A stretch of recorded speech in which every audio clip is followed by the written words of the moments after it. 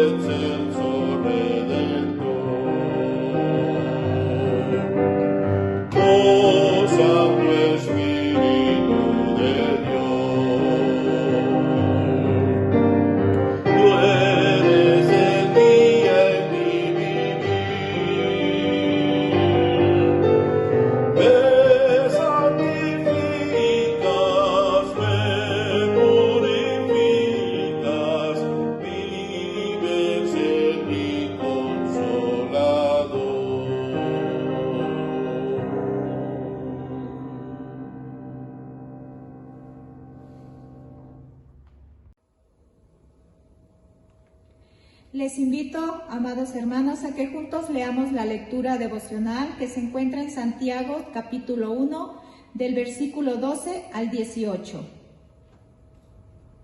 Bienaventurado el varón que soporta la tentación, porque cuando haya resistido la prueba, recibirá la corona de vida que Dios ha prometido a los que le aman.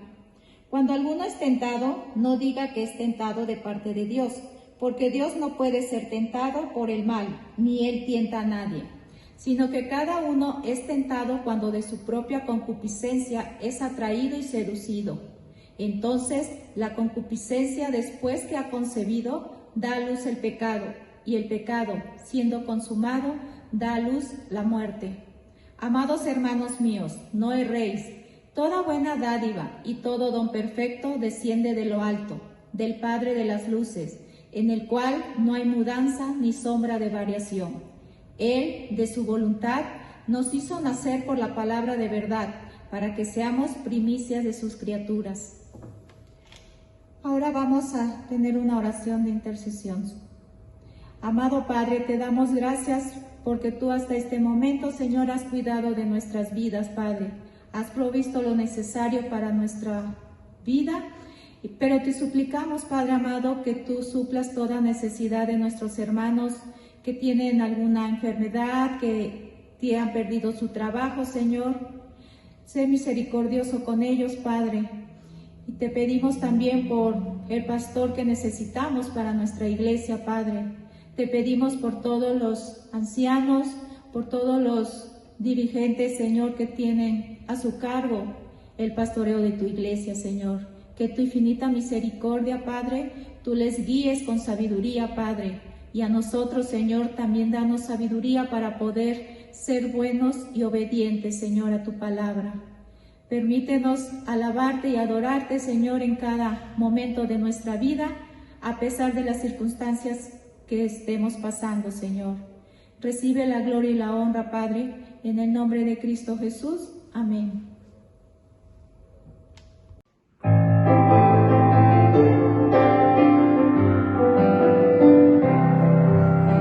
Aleluya, aleluya, viene a nosotros la vida.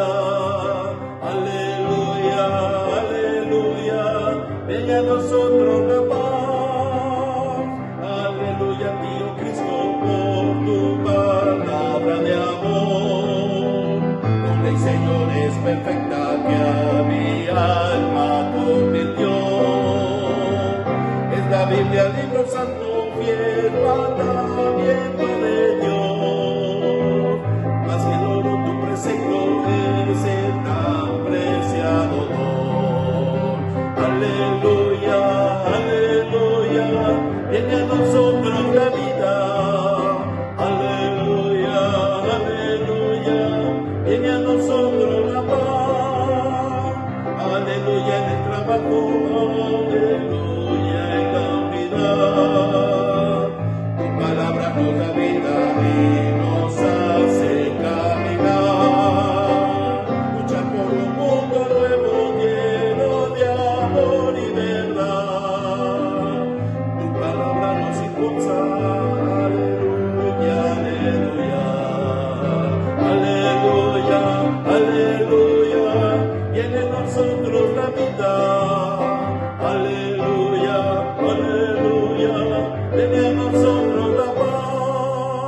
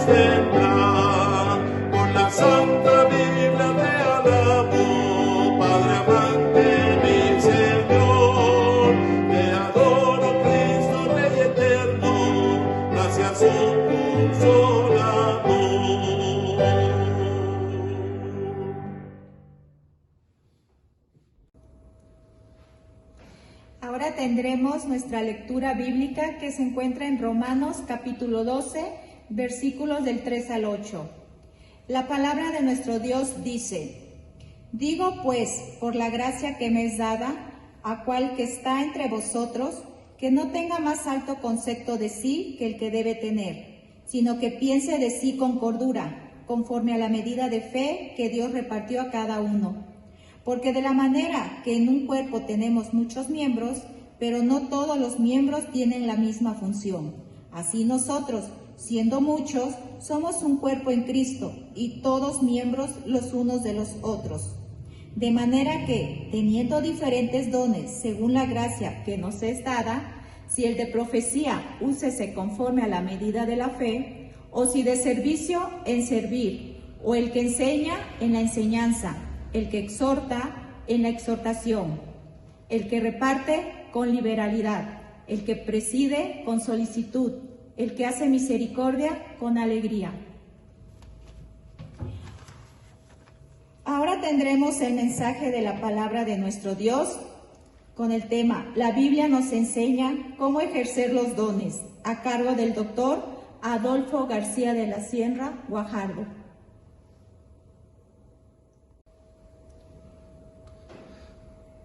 Buenos días, hermanos. En este domingo vamos a hablar acerca de los dones, acerca del uso de los dones y de cómo la misma Escritura nos dice cómo debemos hacer uso de ellos. La Escritura habla de dos clases de dones, pero antes de que hablemos de ellos, oremos. Padre bendito, te damos gracias por este domingo, te damos gracias por este espacio, Señor, porque podemos predicar tu palabra. Te ruego que dirijas las palabras que voy a proferir, Señor, y que sean de edificación para tu pueblo. Te lo pedimos en el nombre de Cristo. Amén. La Escritura habla de dos clases de dones: los dones que podríamos llamar comunes y los dones espirituales otorgados por el Espíritu Santo. Los primeros son otorgados a todos los hombres, pero no los segundos. Sin embargo, todos ellos son una gracia de Dios, una gracia que Dios concede a su creación y a sus criaturas. Dice Santiago 1:17, toda buena dádiva y todo don perfecto desciende de lo alto, del Padre de las luces, en el cual no hay mudanza ni sombra de variación. La existencia misma del universo, del cosmos, dentro de la cual se encuadra nuestra propia existencia, es un don de Dios, quien creó todas las cosas por amor al Hijo y para Él.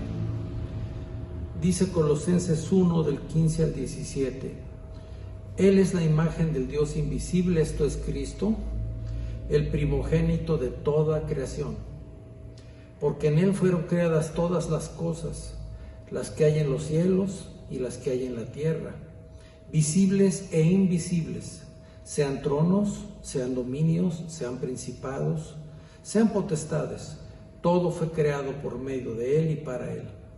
Y Él es antes de todas las cosas, y todas las cosas en Él subsisten. De manera que la misma existencia del universo, y por lo tanto nuestra propia existencia, es un don de Dios. Dios mismo sustenta el universo, y es por ello que contamos con que habrá un nuevo amanecer, y con que las cosas obedecen a leyes y regularidades. Dice Salmo 119:91, por tu ordenación subsisten todas las cosas hasta hoy, pues todas ellas te sirven. Y bueno, aquí yo recomendaría al escucha acudir a leer el Salmo 104, que es largo, pero muy elocuente en cuanto a lo que Dios hace con su creación. En particular, Dios ha dado a los hombres dones naturales para que se gocen en Él de su propia existencia. Dice la Escritura, Eclesiastés 5:19, 5:10 en adelante. No, Eclesiastés 3:13, dice, Yo he visto el trabajo que Dios ha dado a los hijos de los hombres para que se ocupen de él. Todo lo hizo hermoso en su tiempo y ha puesto eternidad en el corazón de ellos, sin que alcance el hombre a entender la obra que ha hecho Dios desde el principio hasta el fin. Yo he conocido que no hay para ellos cosa mejor que alegrarse y hacer bien en su vida, y también que es don de Dios que todo hombre coma y beba y goce el bien de toda su labor. He entendido que todo lo que Dios hace será perpetuo, sobre aquello no se añadirá, ni de ello se disminuirá. Y lo que hace Dios, para que delante de él teman los hombres, y lo hace Dios para que delante de él teman los hombres. Aquello que fue ya es, y lo que ha de ser fue ya. Y Dios restaura lo que pasó. Y también el mismo Eclesiastés 5:19, del 18 al 20 más bien, dice: he aquí pues el bien que yo he visto, que lo bueno es comer y beber, y gozar uno del bien de todo su trabajo con que se fatiga debajo del sol, todos los días de su vida que Dios le ha dado, porque esta es su parte. Asimismo, a todo hombre a quien Dios da riquezas y bienes y le da también facultad para que coma de ellas y tome su parte y goce de su trabajo, esto es don de Dios, porque no se acordará mucho de los días de su vida, pues Dios le llenará de alegría el corazón. Entonces, lo que Dios nos da para nuestra vida cotidiana, para nuestro hogar, para nuestra familia, es parte también de los dones de Dios. He aquí el trabajo, pues, la familia, los amigos, la vista de las cosas bellas, de las acciones virtuosas, el comer una deliciosa comida, el beber también. Todo ello es bendición y don de lo alto que debe tomarse con acción de gracias. Los doctores reformados han llamado a toda esta multitud de dones que alumbran la creación y benefician a todos los hombres, gracia común. Se hacen dramáticamente evidentes en las capacidades y aptitudes que hacen que hombres de todas las épocas y culturas puedan producir pensamientos verdaderos, tecnología y bellas artes. Es por ello que los reformados sabemos admirar y apreciar lo que de bello, bueno y verdadero hay en todas las culturas, incluso en aquellas que han sido gobernadas por motivos religiosos alejados del bíblico escritural. Esto es por lo que concierne a los dones comunes, pero también hay dones espirituales, específicamente. El Nuevo Testamento, sobre todo, pone particular énfasis en los dones específicamente espirituales. Es en Hechos 2 donde se registra la primera referencia explícita a los dones del Espíritu Santo. Hablándole a la multitud en Jerusalén, Pedro les dijo: arrepentíos y bautícese cada uno de vosotros en el nombre de Jesucristo para perdón de los pecados, y recibiréis el don del Espíritu Santo. Porque para vosotros es la promesa, y para vuestros hijos, y para todos los que están lejos, por cuantos el Señor nuestro Dios, para cuantos el Señor nuestro Dios llamare. Es decir, para todos los que iban a ser llamados, de toda lengua, raza y nación. Y en el mismo libro de los Hechos hay otra referencia al don del Espíritu Santo, donde es descrito como algo que se derrama.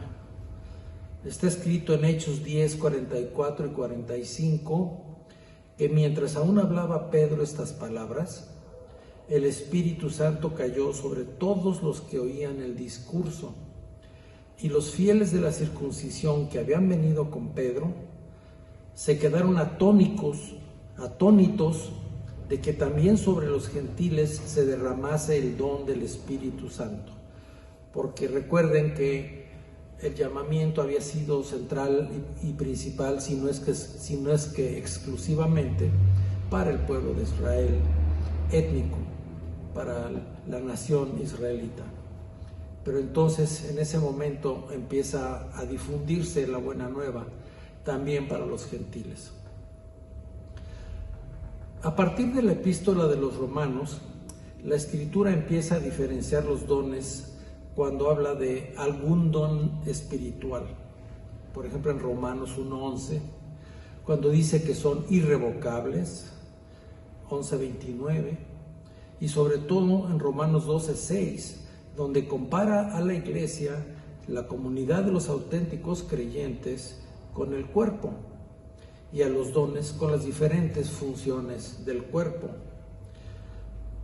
Porque de la manera, dice Primera de Corintios, de la manera que en un cuerpo tenemos muchos miembros, pero no todos los miembros tienen la misma función, así nosotros, siendo muchos, somos un cuerpo en Cristo, y todos miembros los unos de los otros.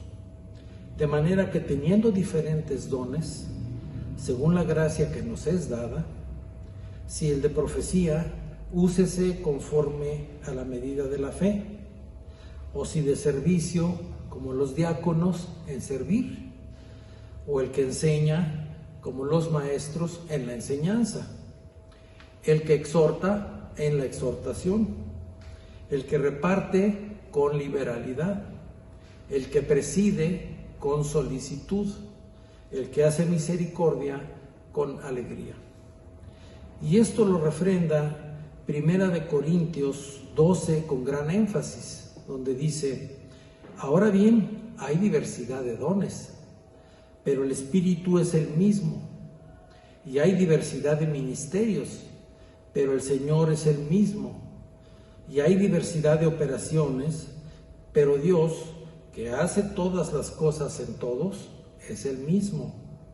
Pero a cada uno le es dada la manifestación del Espíritu para provecho, porque a este es dada por el Espíritu palabra de sabiduría, a otro palabra de ciencia según el mismo Espíritu, a otro fe por el mismo Espíritu, y a otro dones de sanidades por el mismo Espíritu, a otro el hacer milagros, a otro profecía, a otro discernimiento de espíritus, a otro diversos géneros de lenguas y a otro interpretación de lenguas. Pero todas estas cosas las hace uno y el mismo Espíritu, repartiendo a cada uno en particular como Él quiere. Sin embargo, nos advierte que nadie en la iglesia debe tener un concepto demasiado alto de sí mismo, sino tener sensatez. Dice Romanos 12:3, digo pues, por la gracia que me es dada, a cada cual que está entre vosotros, que no tenga más alto concepto de sí que el que debe tener, que no tenga más alto concepto de sí que el que debe tener, sino que piense de sí con cordura, conforme a la medida de fe que Dios repartió a cada uno. Lo dice Romanos 12:3, y es una incitación, un llamamiento a que seamos realistas en cuanto a nuestras cualidades, en cuanto a nuestras habilidades para ejercer los dones de los que hemos sido dotados. Esta modestia es necesaria para reconocer los dones que le han sido otorgados a uno, así como la medida de su uso. Si bien todos los creyentes reciben dones espirituales, no todos están llamados a ministerios eclesiásticos, pues dice la Escritura, no nos hagamos maestros muchos de nosotros. Sin embargo, en algunas iglesias hay una gran presión para obtener ministerios eclesiásticos, pues se considera que no es posible servir a Dios fuera de la institución eclesiástica. E incluso se llega a envidias, se llega a celos, se llega a contiendas, se llega a chismes, a calumnias inclusive, y a situaciones que no deben de tener lugar en ningún lado, pero mucho menos en el seno de una comunidad de fe. Sin embargo, el servicio a Dios se puede llevar a cabo en cualquier oficio. Cada oficio tiene sus reglas de operación y una forma excelente de ser ejercido en la que se despliegan los dones comunes o, en su caso, los dones espirituales. Pero no es un menoscabo, desde luego, servir a Dios a través de los dones comunes que nos han sido otorgados. En particular, los dones del Espíritu Santo deben ejercerse solo conforme lo indica la Escritura. Tomemos como ejemplo el don de lenguas. Originalmente, el hablar en lenguas era hablar en lenguas vernáculas y conocidas. Dice Hechos 2:6, y fueron todos llenos del Espíritu Santo y comenzaron a hablar en otras lenguas, según el Espíritu les daba que hablasen. Y estaban confusos, porque cada uno les oía hablar en su propia lengua. Partos, medos, elamitas y los que habitamos en Mesopotamia, en Judea, en Capadocia, en el Ponto y en Asia, en Frigia y Panfilia, en Egipto y en las regiones de África, más allá de Cirene, y romanos aquí residentes, tanto judíos como prosélitos, cretenses y árabes, les oímos hablar en nuestras lenguas las maravillas de Dios. Es decir, en las lenguas vivas que hablaban esas personas que se encontraban allí en ese momento. Es decir, los que hablaban en lenguas, hablaban en griego, hablaban en latín, hablaban en otras lenguas, en otros idiomas, que eran conocidos y eran hablados realmente por la gente. Es verdad que en 1 Corintios 13:1, Pablo alude a lo que llama lenguas angelicales. Sin embargo, nadie ha sabido jamás cuáles sean esas o cuál sea su gramática, su léxico y su sintaxis. Dios ha puesto leyes y normas para todo lo que existe. Nada puede existir que nosotros al menos podamos entender que no esté sometido a normas, reglas y leyes. Hablar de un lenguaje implica hablar de reglas, implica hablar de normas, implica hablar de un léxico, implica hablar de una estructura gramatical, implica hablar de una sintaxis. Si no existen esas cosas, entonces no se puede hablar de una lengua propiamente dicha. Cualquier balbuceo o farfurreo no constituye una lengua. Debe tener esta estructura, porque si no, querría decir que está fuera de la ley de Dios, fuera de las leyes que Dios ha puesto para su cosmos precisamente. En todo caso, está claro que no son las lenguas que podrían hablarse en la iglesia, estas llamadas lenguas angelicales. Pues Pablo requiere que siempre que se hable en una lengua extraña, es decir, que no sea la lengua común de la congregación, haya algún intérprete que traduzca a la congregación. Y desde luego no puede haber traducción de ninguna lengua si no se conocen el léxico, la estructura gramatical y la sintaxis. Es decir, no estamos hablando de lenguas místicas, sino de lenguas que tienen una estructura que puede ser comprendida, estudiada, cuya fonética incluso puede ser comprendida y estudiada también. El apóstol dedica una larga disertación al asunto de hablar en lenguas en la iglesia, la cual abarca prácticamente todo el capítulo 14 de 1 Corintios, donde dice lo siguiente: seguid el amor y procurad los dones espirituales, pero sobre todo que profeticéis. Y aquí profetizar no significa estar prediciendo el futuro, significa edificar a la iglesia mediante palabras de sabiduría, mediante palabras inspiradas por el Espíritu Santo con fundamento en la Escritura.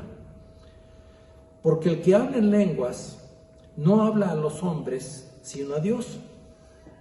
pues nadie le entiende, aunque por el Espíritu habla misterios.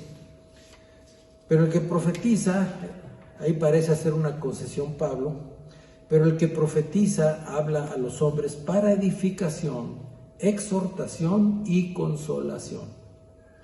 El que habla en lengua extraña, a sí mismo se edifica, es decir, que solo él la entiende, pero el que profetiza edifica a la iglesia. Así que quisiera que todos vosotros hablaseis en lenguas, pero más que profetizaseis, porque mayor es el que profetiza que el que habla en lenguas, a no ser que las interprete para que la iglesia reciba edificación. Nuevamente son lenguas que tienen una estructura gramatical, una sintaxis, una fonética, etc. Un léxico. Ahora pues, hermanos, continúa el apóstol: si yo voy a vosotros hablando en lenguas, ¿qué os aprovechará si no os hablare con revelación, o con ciencia, o con profecía, o con doctrina? Ciertamente las cosas inanimadas que producen sonidos, como la flauta o la cítara, si no dieren distinción de voces, ¿cómo se sabrá lo que se toca con la flauta o con la cítara? Y si la trompeta diere sonido incierto, ¿quién se preparará para la batalla? Fíjense cómo está comparando las llamadas lenguas que algunos dicen hablar con sonidos indistintos, con sonidos confusos. Así también vosotros, si por la lengua no diereis palabra bien comprensible, ¿cómo se entenderá lo que decís? Porque hablaréis al aire.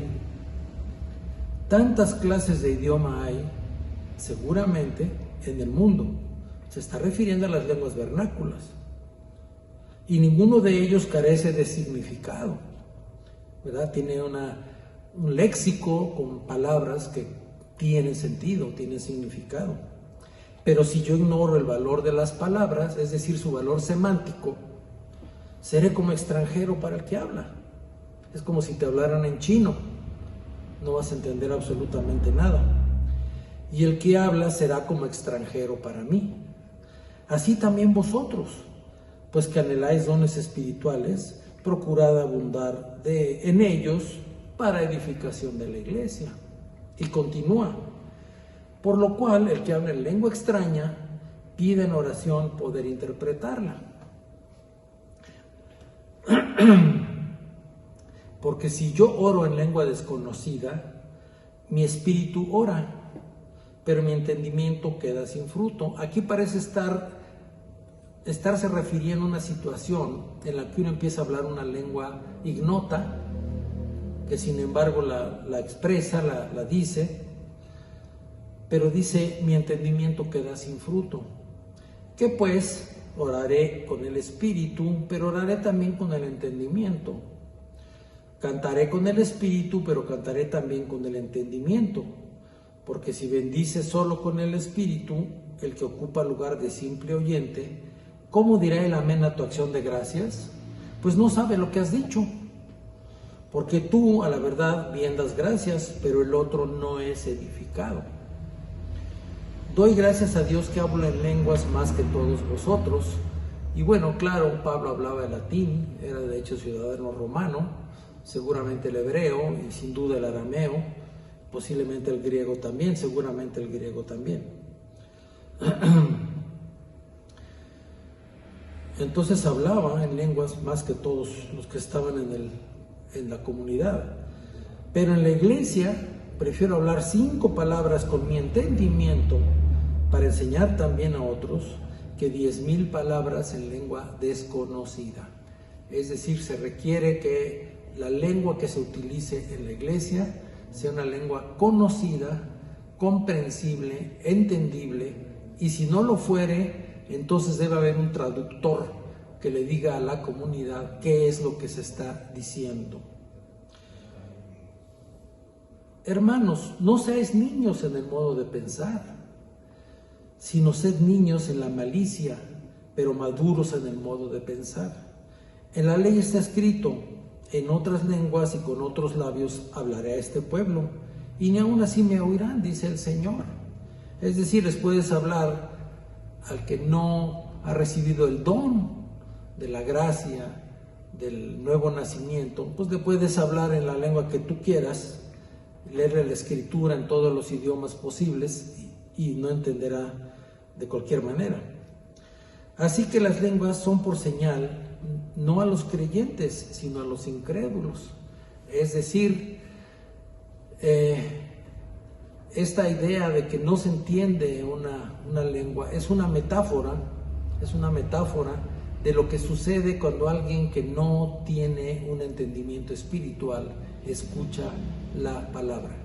Alguien que no tiene entendimiento espiritual, al escuchar la palabra, es como si le estuviera hablando en una lengua que no comprende. Entonces, aquí el apóstol está haciendo una analogía, una comparación entre la sordera del incrédulo, ¿verdad?, con la incapacidad para entender un lenguaje por alguien que no conoce ese dicho lenguaje. Si pues toda la iglesia se reúne en un solo lugar y todos hablan en lenguas y entran indoctos e incrédulos, ¿no dirán que estáis locos? Fíjense nada más el cuadro que está presentando el apóstol, de un desorden, de un griterío, de una confusión, en donde hablan muchos y no se entiende lo que nadie dice. Pero si todos profetizan y entra algún incrédulo o indocto, por todos es convencido, por todos es juzgado.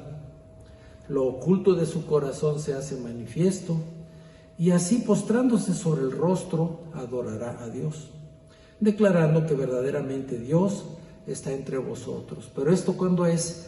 Cuando hay profecía, es decir, cuando se habla palabra espiritual. ¿Qué hay pues, hermanos? Cuando os reunís, cada uno de vosotros tiene salmo, tiene doctrina, tiene lengua, tiene revelación, tiene interpretación. Hágase todo para edificación. Si habla alguna en lengua extraña, sea esto por 2, o a lo más 3, y por turno, y uno interprete. Y si no hay intérprete, calle en la iglesia y hable para sí mismo y para Dios. Entonces aquí hay una amonestación muy seria en cuanto al así llamado o en cuanto a las así llamadas lenguas. Esta idea de hablar en lenguas surgió hace un poco más de un siglo en Topeka, en Arkansas,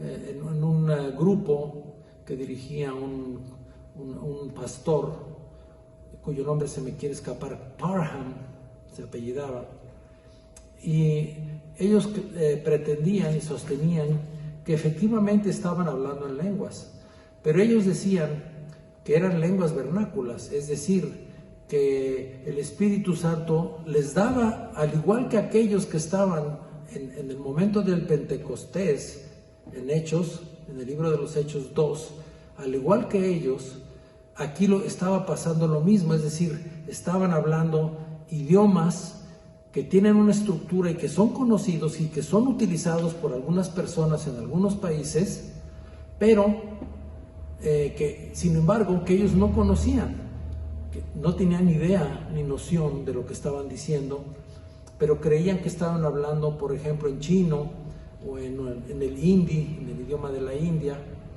Y de hecho, Parham organizó sus ministerios de evangelismo y de misiones yendo a los países del Oriente con la idea de que el Espíritu Santo les iba a dar la lengua en el momento, en el lugar idóneo. Y entonces, aunque jamás en su vida habían estudiado una sola palabra de chino, iban a soltarse a hablar en chino en las calles de ese país, de China, o hablar en hindi en las calles de la India. Y efectivamente llegaron los misioneros y sintieron el impulso y empezaron a hablar, según ellos, en lenguas, pero absolutamente nadie les entendió, porque realmente no estaban hablando como ellos pretendían en chino, ni estaban hablando en hindi, sino que eran meramente sonidos ininteligibles.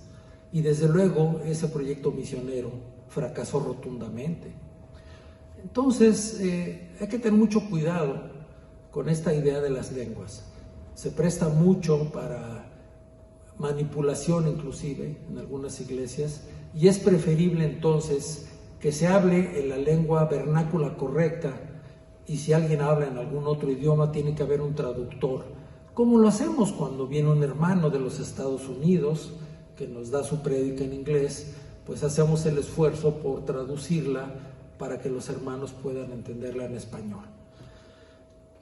El uso de los dones en el interior de la iglesia, particularmente durante el culto, debe quedar supeditado a la liturgia, la cual es el orden escritural aprobado para rendir un culto comunitario a Dios. Hay más indicaciones escriturales para el ejercicio de los dones. Por ejemplo, el pastor, cómo debe ministrar la Santa Cena. Bueno, hay una serie de indicaciones de solemnidad y de cuidado en la administración de la Santa Cena. Ese es un oficio que, bueno, es el ejercicio de un cierto don también, el don del pastor, pero es importante escuchar lo que nos dice la palabra sobre los dones en particular, sobre el don en cuestión de que se trata en particular, dada la confusión que prevalece en las iglesias actualmente. Hay muchas iglesias de las llamadas independientes que no tienen absolutamente ningún sentido del orden, ningún fundamento escritural, ninguna liturgia bien constituida, ninguna base litúrgica, y entonces aquello es un verdadero relajo, es un verdadero desorden. Esta idea incluso de las iglesias donde supuestamente entre menos orden y menos previsión y menos organización hay, es donde mejor se manifiesta el Espíritu Santo, eso no es verdad. El Espíritu Santo no favorece ni crea disturbio ni crea desorden. ¿Sí? La liturgia está inspirada también por el Espíritu Santo, aunque es perfectible, porque es en parte obra humana también, pero de ninguna manera es posible llegar a una iglesia y que cada quien haga el culto como se le ocurra. Tiene que haber oficiales designados ex profeso y ordenados para ello. Y en fin, en general el uso de los dones pues tiene que ser llevado a cabo de una manera apropiada. Bueno, creo que he querido expresarles esta preocupación o hablarles acerca del uso de los dones en las iglesias, particularmente el llamado don de las lenguas, pues dada la enorme confusión que existe. Y espero pues que sea para edificación y para bendición. Dios les bendiga.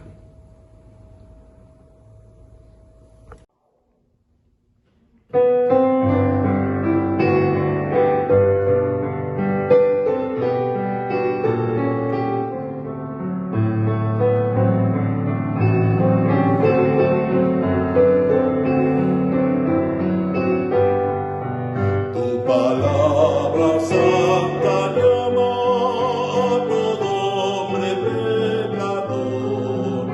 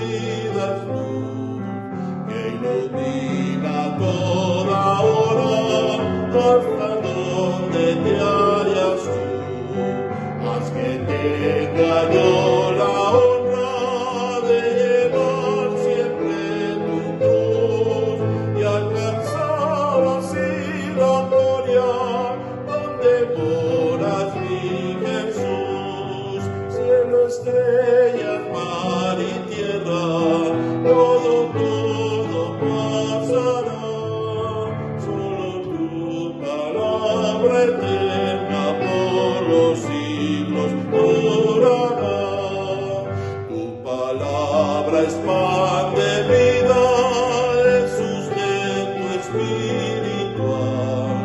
Cuando llega al alma herida, le da alivio, le da paz. Todo aquel que la recibe, nunca, nunca morirá. Porque tú quieres que viva por toda la eternidad. Cielo, estrellas, mar y tierra, todo pasará. Solo tu palabra eterna por los siglos durará.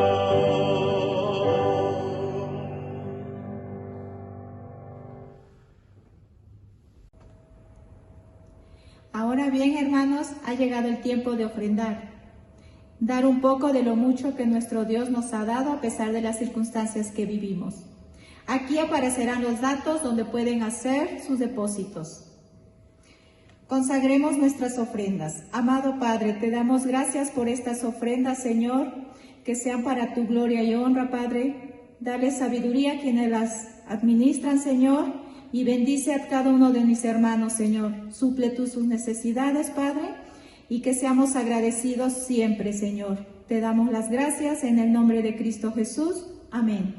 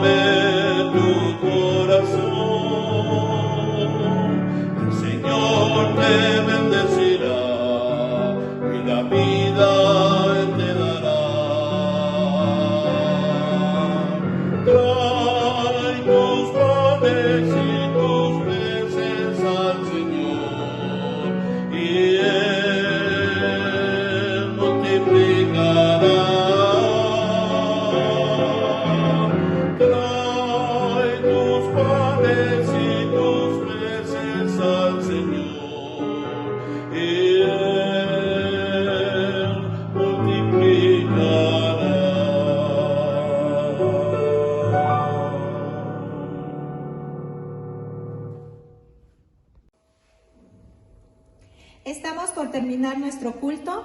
Recibamos la bendición a cargo del doctor Adolfo García de la Sierra Guajardo. Y hermanos, es el momento de despedirnos.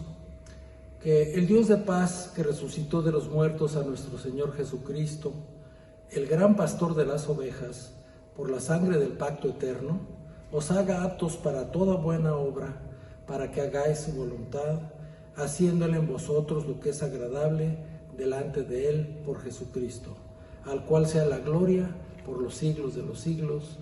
Amén.